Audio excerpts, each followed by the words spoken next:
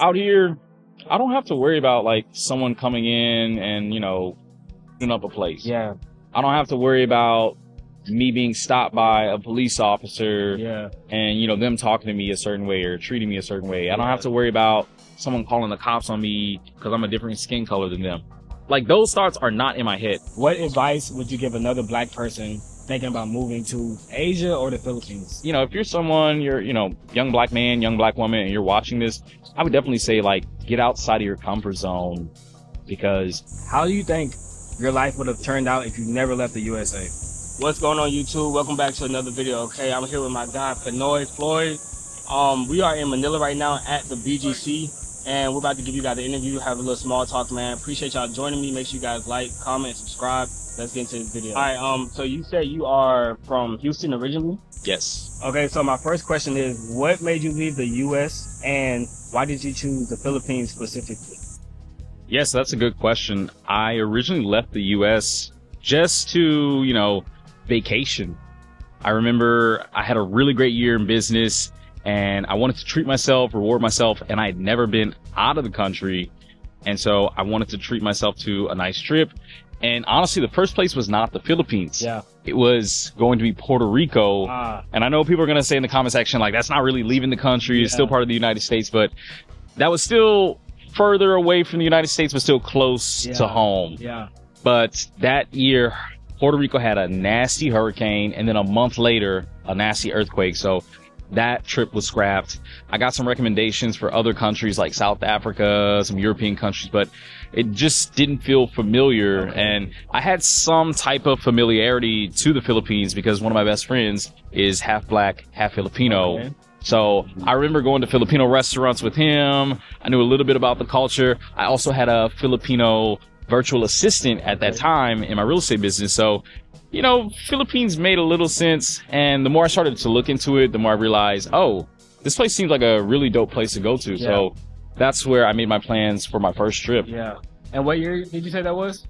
This was roughly 3 years ago. 3 years ago? Yeah. Okay. So think post-COVID, right. things are just starting to open up. Okay. Yeah. And so how has your experience been being black here versus being black in the U.S.? Ooh, man, I love that question. People think, you're going to be, treated a certain way just because you're black overseas. To be honest with you, I get better treatment out here than I did in the United States. Okay. Perfect example. There's not been a single time when I'm walking down the street in my hoodie at, 3 o'clock in the morning where someone stops me and says, hey, what are you doing out here? But you already know, in the United States, man, you already know what it is. Like, that situation can happen. And there's been situations that have happened in the United States, whether it's with law enforcement or, even in Houston, I had someone call the cops on me. Like, I'm a real estate agent. And I remember me and my buddy were touring some homes and someone of a different race called the cops on us. And we're dressed in, suit and tie, professional. And that whole experience has just stuck with me forever. But when I look at what I've experienced out here, nothing like that. That's why I tell people also, like, even in places where, like, I want to say being black is more like not controversial, but like more like eye-opening or whatever. It catches people's attention. Like here, it's kind of whatever. But like in places like China and like these other places, you get stared at much more. But even if people are slightly racist or whatever, the racism looks a little bit different. Like, nobody's gonna call the police on you, right, or anything like that. People might just stare from a distance and like go on by their day, maybe even ignore you or something like that. But that's like the furthest extent that it'll go to. I agree. I mean, it's more out of interest and intrigue. They're more interested because you're different. Yeah. For any of you watching, if you are, person of color, you're, black individual, black man, black woman, hey, get out, travel, go to these other countries. You might find out that you're going to receive a lot better treatment than what you would receive in the States. And so speaking of the treatment, like, how is your experience with like locals on a day-to-day basis? Like, how do they treat you just socially, professionally, romantically? Like, how's that experience? Yeah. So socially, man, I'm not tall. I don't know if y'all can tell. I mean, we're sitting down. I'm only 5'10", but I get the question. Do you play basketball? Oh, you into like Filipinos love basketball out here. And they're really good too. Yeah, I be seeing them cross people up, wear flip flops and sandals, bro. Sure, they like in sandals. They definitely will cross you up. Yeah, they can get down on the court. And they'll be like 5'1" crossing you up. Yeah, for sure. But yeah, it's just mainly that, or, you know, sometimes people call me D Wade because of my haircut. Like, it's just all love out here. I think there's a big connection between blacks and Filipinos that black people don't know about. But like, for example, like my buddy, he grew up in the Bay Area. Okay. Shout out to Dre for the Bay. Okay. And he would always tell me, like, blacks and Filipinos, like, they're linked up. Yeah. So that's what it's been like socially. Romantically, I am in a relationship. I've been in a 3-year relationship with my girlfriend. We're planning on, you know, taking a step further, getting married, you know, having kids, starting a family. So romantically wise, it's been good. I mean, I know there's this whole men versus women agenda in the States. I know the dating market is so crazy. Interesting about that. People don't even have those type of conversations, like, in Asia. I've never once had any type of conversation of that nature. Like, at all. There's no red pill or pink pill or, you know, men versus women or, you know, any of that stuff. They're not worried about that. Like, so has, like, dating for you, in your experience, been, like, easier, harder, or, like, just different, or, like, how has it been for you? I would say it's been easier. I mean, I don't want to paint my relationship like it's perfect. Like, if you come overseas, nothing's going to happen. Me and my girlfriend, we still have friction. Sometimes we still have arguments, just like any relationship. But at the end of the day, we know, hey, we're both working towards a longer term plan. We're both working towards marriage, kids, family. So there's a different mindset when it comes to that I've noticed that's not present in American women or American dating. Would you say you feel seen for who you are, or do you still experience, like, any type of stereotypes besides the D Wade? Yeah, I would just say I feel seen. I mean, I would say when you're out here, specifically in the Philippines, like, I haven't traveled around to, like, all these other countries like you have, but just from my experience in the Philippines, you can just be who you are. You can just be, you know, Floyd or Shu. You don't have to worry around and walk around with this burden of, oh, I'm a black man in this part. They don't care, bro. They not worried about us like that. I know in, like, you say, have you been to Vietnam or no? No. Okay, well, so in Ho Chi Minh City, it's like a really, really strong, like, black community. Like, it's a lot of events, like parties and like, you could, like, it's a big connection. You could easily connect with other, like, black foreigners, expats. Have you experienced that here, or is it like pretty much everybody just stays to themselves? No, I would say, you know, Philippines is very mixed. Me being a content creator, like, I don't make content specifically for black people, but I understand me being a black person in the Philippines will attract, you know, more black people to me. I have a lot of great friends that I met through social media. And I know there's a big community of not just African Americans here, but Africans. Because Africans come over here to go to school, university, all of that good stuff. So there's definitely a thriving community of, you know, people of color out here in the Philippines. One thing I've also, like, noticed is, just since I've been traveling, I see more like Africans than African Americans. Definitely. I very rarely see just black Americans. And, like, definitely, like, pretty much everywhere I go in Asia, I very, very, very rarely see, like, other black Americans. Yeah, Africans, man, shout out to them, because they will go everywhere, bro. They will go everywhere. Some of my clients that are African in Houston, they've talked about living in Poland and living in China and Russia, and I'm like, man, how do you go from such an extreme climate to a, you know? And a lot of times they speak, like, a bunch of different languages as well. Do you speak any other languages? So I used to know Spanish, but that has faded away, unfortunately. I am in the process of learning Tagalog, which is a language that's spoken in the Philippines, just so I can, you know, communicate better with Filipinos and my girlfriend. But yeah, right now it's just mainly English, bro. What about you? I know a little bit of everything.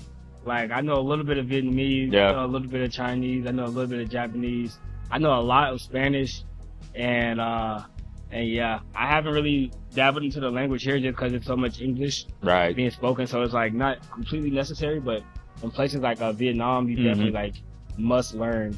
Not must learn, but, like, it'll save you a lot of time if you just learn a few words. Yeah, I figured it's probably a lot easier to navigate when you know a little bit more of the language out there. Yeah, for sure, for sure. Okay, and then so my next question is, if you don't mind me asking, how do you earn a living out here? And was it tough to figure out in the beginning? I love that question. And the reason I love that question is just because there are so many different ways people are making money out here. Yeah. People always think like, oh, you're some tech bro, or you know, you trade crypto. So no, I work in real estate. I work in a very specific niche in real estate. It's called apartment locating. So pretty much I help people find high-end luxury apartments and condos, and I get paid a commission for, you know, referring my clients to a certain property. And I've been doing that since COVID time. Before that, I was working as a, you know, residential real estate agent. Okay. And one of my good buddies had pitched me on this opportunity. I ended up switching to his brokerage, and, you know, I was going from there. But the tough part was really just figuring out how to properly budget. Yeah. Because it's commission based. Yeah. And because, you know, they pay out. Yeah, it fluctuates. So I had to figure out that part. I had to, you know, save up a little bit of money and kind of finesse and finagle, you know, the best way I possibly could. But also now that I've been living out here and making content, I'm also a content creator. So I also earn money from making content, which, by the way, pro tip, if you are planning to move anywhere, actually, no matter what you do in life, get on social media, build your personal brand, because that has afforded me a lot of very interesting opportunities. Even this opportunity to be, you know, being on your channel. So I would say get on social media, but there's so many other things that you can do. There's, you know, a lot of tech-based jobs. If you don't want to do tech, high ticket sales, anything sales, going crazy for remote work. So you just have to figure out what are your skills. I've always had skills in sales and marketing. So on top of me, you know, doing this apartment locating, and on top of me being a content creator, I also have some contract work that I do for a video editing company. And that's because I've been doing social media for all these years. So if you have skills, the work will find you, or you'll find the work. It's the fact that people don't have skills. And I'm pretty sure you get DMs all the time, like, hey, Shu, how do I do this? Like, what type of job? But, you know, I even watched one of your recent videos. Like, you're doing a lot of different things, bro. Definitely, for sure, for sure. Yeah, and video editing takes you, like, a long way. You can do so much with video editing. That's an underrated skill. But if you could, like, practice that and, like, learn that and, like, get that down packed, you could, like, literally, people will pay you a lot of money to edit videos, and it helps you, like you have a content creation. Exactly. What would your biggest financial tip be, like in terms of like budgeting and living that type of lifestyle? Because a lot of people, they are either they work like remotely, or they are like ex-military or something like that, and have like a fixed like income. But it's a lot of people that don't have those opportunities and want to come and just like live. And what would be your biggest tip towards like budgeting and like? So I'm gonna gear this towards the people who have active income. So not the people who have passive income, not a pension, not a 401k, not, you know, retired. Active income, mean you have to wake up and get after it. You gotta hustle. I would say don't try to come out and flex. One of the biggest issues I see is people come out here, whether that's Philippines, Thailand, Vietnam, whatever country, and they see how far their dollar gets them, and they think, oh shit, I could flex now. I couldn't flex back in LA because my dollar wasn't getting me nowhere. I couldn't flex back in Houston or back in Dallas or Chicago. But oh, I can be up here and doing this, and I can go out. Man, that will catch up to you quick. Very quick. Because what'll happen is you're not paying attention to the exchange rate, and you're thinking, okay, $1 US is, let's say, 55 Philippine pesos. I think that's the current exchange rate right now. Oh, my dollar goes so much further, but those expenses will add up. You start eating out every day. You're going to the bar. You're going to the club. You buying bottles. You know, that will, you know, that'll stack up. I try to tell people that. They say I'm crazy. I try to tell them, like, yo, like, what you'll end up doing is spending the same exact money. Exactly. If you aren't careful. And, like, that literally defeats the purpose. Like, you could have just stayed in the U.S. It's like, you're going to end up in the same exact situation unless you really just control your finances and really, like, budget down. And it's like, just like I tell people, like live comfortable, like live as much like the locals as possible. And if you do that, like you won't have to worry about money at all. I agree. And another thing I'll add to that is when you decide to move overseas, it's only natural for I would say maybe your first 2 to 3 months are gonna be on traveler mode. Yeah. Because even for myself, I had to like get that out of my system. Yeah. And then like after the 3rd month, I was like, all right, cool. Yeah. Let me buckle down. Like let me actually live how I'm supposed to live out here. Yeah. And so compared to the States though, you was talking about how here you're just like yourself. Do you feel like you could be more of yourself here versus the States, or did you also feel like, or did you feel like you had to fit in more in the States, or like how did that situation work? You know, I would just say in the States, I just get the feeling that you have to always kind of just be on guard. Like you always have to have a higher level of awareness. Yeah. Like, for example, out here, I don't have to worry about like someone coming in and, you know, shooting up a place. Yeah. I don't have to worry about me being stopped by a police officer and, you know, them talking to me a certain way or treating me a certain way. I don't have to worry about someone calling the cops on me because I'm a different skin color than them. Like, those thoughts are not in my head. Now, I understand me being in a foreign country, I don't want to have a false sense of security. So yeah, I'm still alert. Yeah. I know there's stuff that can still pop off, but just in the States, like the last time I was in the States, I went to go visit my brother in Philly. And man, getting off the plane, I'm looking over my shoulder. Yeah. I'm scoping people out. Like, okay, what is this dude? Why is this dude looking at me? Or who is this person? Like, you don't have to have that state of mind when you're outside of the United States. And it's not just in the Philippines. You could be anywhere outside of the United States. And I've noticed most of the people that I talk to that travel to different countries, they're not worried about that. Yeah, it's really chill. Yeah. Yeah. The gun laws in America is actually like pretty insane. And it sounds like the stuff that you're saying, like worrying about like being shy and like all this stuff, it's crazy because it sounds insane, especially like being away from the States for so long. It sounds like asinine. Yeah. But it's like a real deal worry. And it's like, you know, I don't know, it's a big difference. Yeah. What would you say? You said you're from Houston, right? Yep. What would you say is the biggest difference between Houston and the Philippines? Yeah, so crime. Okay. I love Houston. And by the way, I was born and raised in New Orleans. Okay. I lived there for 12 years and then me and my family moved because of Hurricane Katrina. So I spent the remainder of, you know, my teenage years and my adulthood in Houston. So I have a love for both cities. God bless you. Thank you. But also, both of those places are some of the most dangerous places in terms of like crime, you know, road rage. That's the big thing. I believe Houston has the highest percentage of road rage related homicides. Wow. So just imagine you could be out driving your car and maybe you cut someone off and they pull out the toolie. Yeah. So I would say, you know, crime, that's the biggest difference. In terms of weather, Houston and the Philippines is very similar. Like, I don't even sweat when I'm out here because it's just as humid as it is in Houston, in the Philippines. People always talk about hurricanes, like even in the comment section, they talk about how I'm such an idiot for living out here. Like, oh, there's typhoons. And I'm like, bro, I spent 20-something years in Houston. We have hurricanes every year. It's not a big deal. Yeah. But I would say those are similarities. But yeah, crime for sure, that's the biggest difference. Like, I thought, you know, my parents thought me living in a third world country, I would, you know, have experienced lots of crime. I haven't experienced any crime. In fact, there's been times when I've left my iPhone in a Grab. Yeah. If y'all don't know what that is, that's Uber. I've done that too. I left my iPhone in a Grab. I left my iPhone in a restaurant. I left my wallet somewhere. I left my keys. Every single time.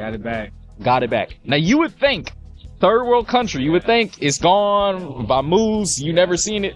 Nah. But you know, in America, you drop something for 5 seconds, someone will take your stuff and try to help you look for it. Even like, yo, it's so crazy. Like, we got this camera equipment out here. If I wanted to just walk around and go somewhere, I could come back and it'd be cool. It'd be just sitting right here. Like, it's really crazy. It is. Yeah. And it's even crazy, like in certain places, like South Korea and like Tokyo, and yo, like it is so safe there. Really? Like, it is honestly mind blowing how safe it is. Like, you will like you don't worry about literally anything like at all. Like, it's crazy. You can leave phone, wallet. You can probably leave your social security number, your social security card. Whatever. Literally, bro. Literally. You know, and they also like I lost my wallet in South Korea. Yeah. They have a website where you go and like people like find things, take pictures of. Oh wow. Yeah. Yeah, it's crazy. And I'm talking about, it's like like Gucci wallet, like iPhones, like all types of stuff on this website. It's crazy. Must be nice to have a culture that thinks that way. Yeah, man. Yeah, but it's all about like I think it's the people and how they raise them, and yeah, I feel like they're rewarded for this behavior in certain different type of ways, and so yeah, it's just like a harmonious like a relationship. Cause even like I think in New York, I've seen that they have taken away like trash cans in the streets, and like people started putting trash in mailboxes. Yeah. Right. And people was like, if y'all don't want this, bring back the trash cans. But it's no trash cans in Tokyo. Like, but people take their trash home. Right. Throw it away. I've heard. So that. It's not. So it's the same issue, but it has to do with the people. Yeah. And that's the difference maker. So, do you see yourself staying in the Philippines long term? Yes. Yes. Okay. Now, at some point, I will have to go back to the United States for marriage, visa, and that stuff for my girlfriend, soon to be fiance, wife, whatever. But until that time happens, no, I'm locked in to the Philippines, and it's mainly for these 3 reasons: culture, cost of living, and I would say food. Yeah. And a lot of people rag on Filipino food. I personally like Filipino food. Yeah. That was like my first introduction into the Philippines. Love the people. The people are amazing. And to me, this just makes sense as a good headquarters. Yeah. Because I can always travel to other countries. The number one comment I get on a lot of my videos is, Thailand's better. You should have picked Thailand. Thailand's way better. Yeah. I'm in the Philippines. I could just take a flight to Thailand. Yeah, that's the thing. I love the fact that it's English speaking out here. Yeah. I love the fact that I'm accustomed to this. And I've also built a social circle and a great network out here. And the flights are like super affordable around like Southeast Asia. It's like $120 round trip to go anywhere around here. So I can, do a hop, skip, and jump, and I can be in Thailand, Vietnam, Laos, Cambodia, anywhere. What is one myth about being black in Asia that you wish more people understood?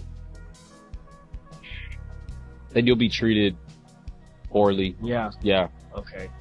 I feel that. And it's so interesting though. I tell people, like I was saying earlier, like even if you run into somebody that's racist, in my opinion, it's a way more likelihood that it happens in the States than here. Like especially like if you live in the South, like it's a way more likelihood that you'll experience that in the States versus here. I don't think people completely like grasp that concept. Right. I would add to that, just to piggyback off of that. Now, one thing that will or could happen is someone might use the N-word. Okay. Now, I gotta keep it real. I gotta keep it a buck. Okay. Because that happened out here. However, it's a little different because it's not used in a derogatory way. Okay.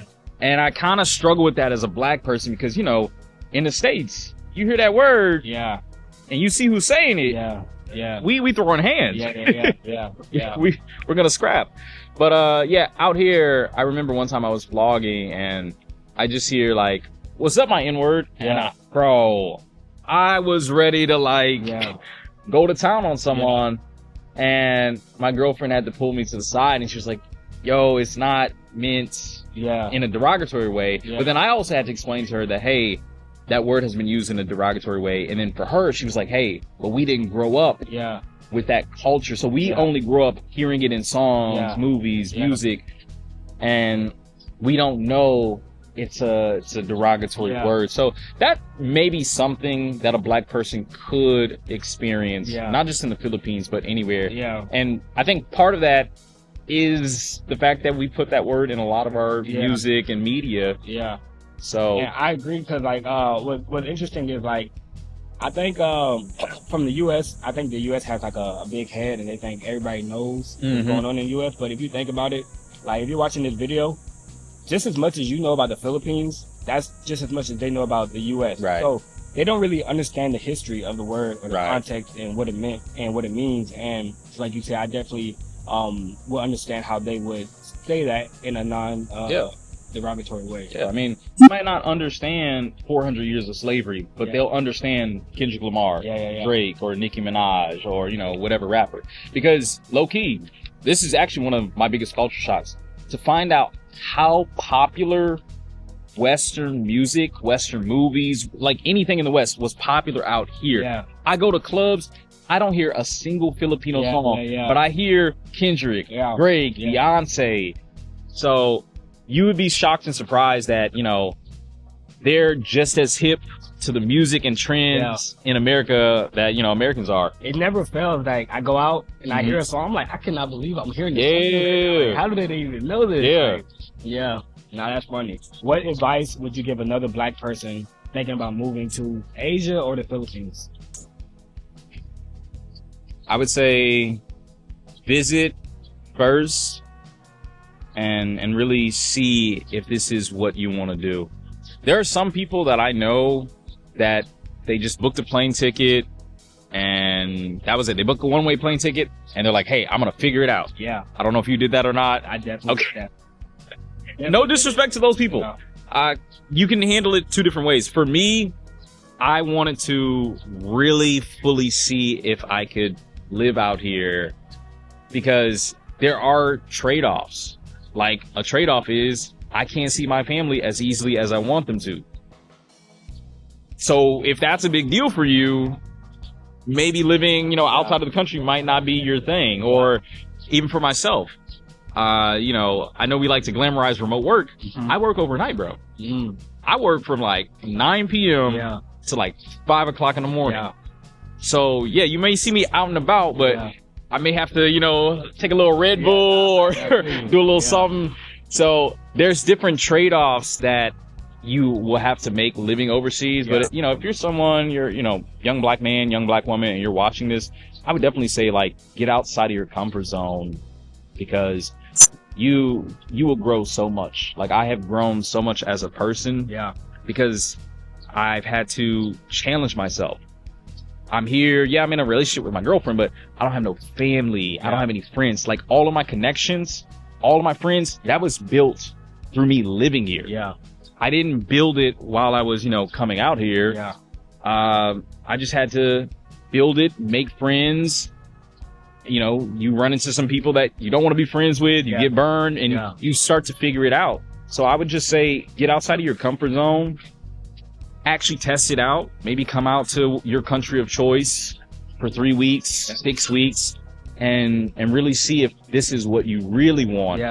And then from there, make the long-term move. I definitely recommend, like, yo, at least, like, just give it a try. Like, just give it a try. You will be surprised. Like, and sometimes I think people think, like, to me, sometimes it amazes me. Like, I feel like, you know, I try to do a good job of capturing the experience out here. And I feel like if I was at home seeing this stuff, like, there's no way I would not at least try to come and check it out.